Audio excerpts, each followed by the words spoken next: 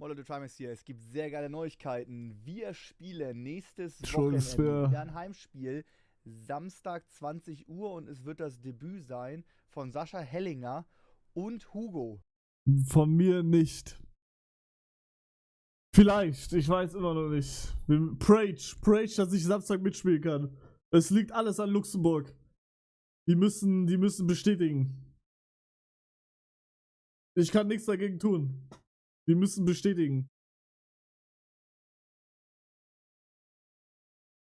Du Hurensohn, hab mir eine Karte gekauft. Ja, Bruder, ich hab Trimix geschrieben.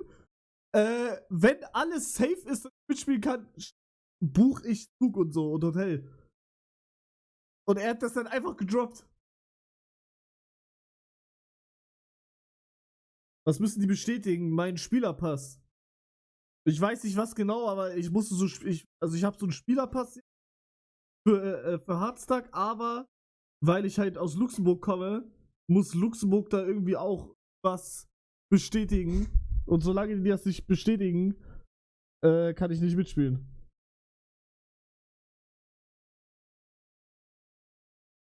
Keine Ahnung. Macht Druck mit Reichweite, Bruder, ich weiß nicht mal wo.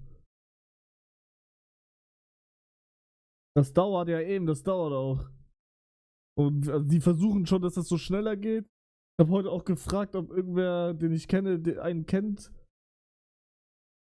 Aber ne.